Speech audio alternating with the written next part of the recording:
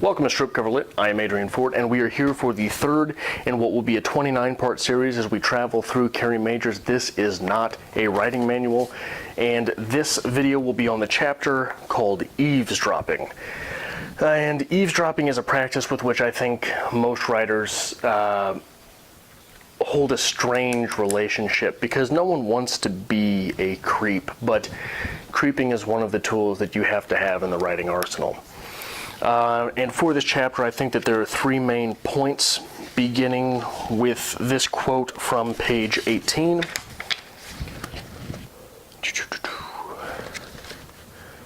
You'll hear a huge variety in tones of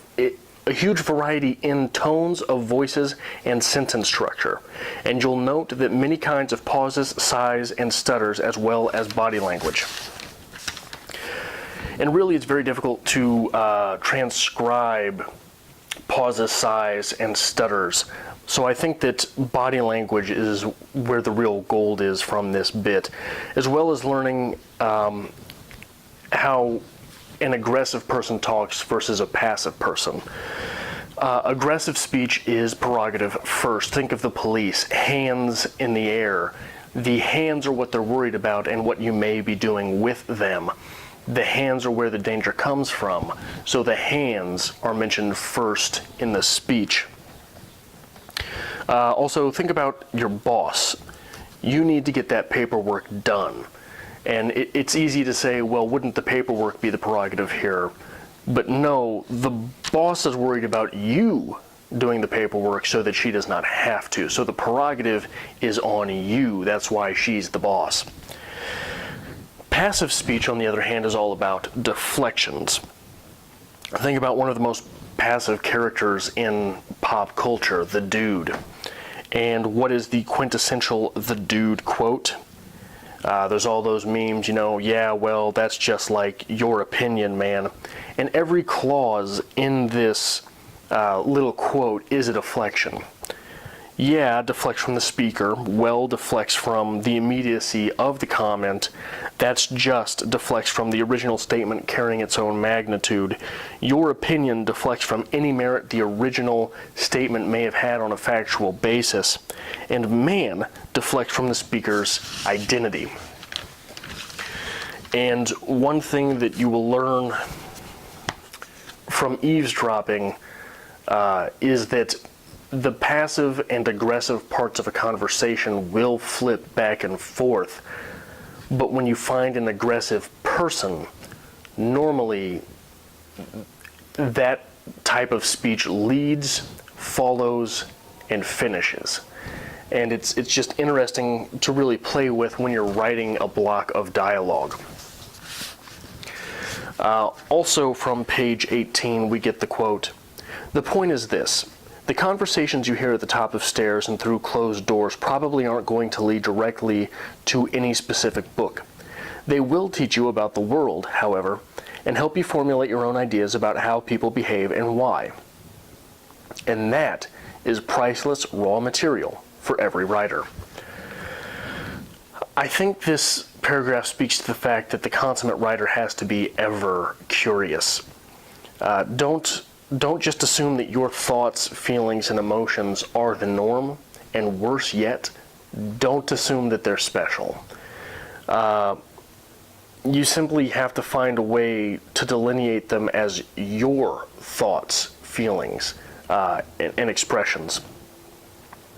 Ironically, writing dialogue that is authentically someone else may be one of the best ways to do that, and the reason this works is because of the framing. The way the world around the dialogue presents itself can be all you. That the dialogue itself has to be all those characters. To illustrate this artificially, and please forgive the jarring difference in words here, but listen to the prose versus the dialogue. They walked 3 times around the lake, trying all the way to think of a simple spell that would subdue a dragon. Nothing whatsoever occurred to them, so they retired to the library instead. Here, Harry pulled down every book that he could find on dragons, and both of them set to work searching through the large pile. "Louis is a weasel," I shout. "He suspects nothing." "The Edge is wearing Armani," she shouts, pointing at the bassist. "That's not Armani," I shout back. "It's Emporio." "No," she shouts, "Armani." The grays are too muted, and so are the taupes and navies. Definite winged lapels, subtle plaids, polka dots, and stripes are Armani, not Emporio. I shout, extremely irritated that she doesn't know this, can't differentiate, both my hands covering both my ears. There's a difference. Which one's the ledge? "The drummer might be the ledge," she shouts. I'm not sure. I need a cigarette. Where were you the other night? If you tell me with Evelyn, I'm going to hit you. The drummer is not wearing anything by Armani, I scream, or Emporio for that matter. Nowhere. "I don't know which one is the drummer," she shouts. "Ask Ashley," I suggest, screaming.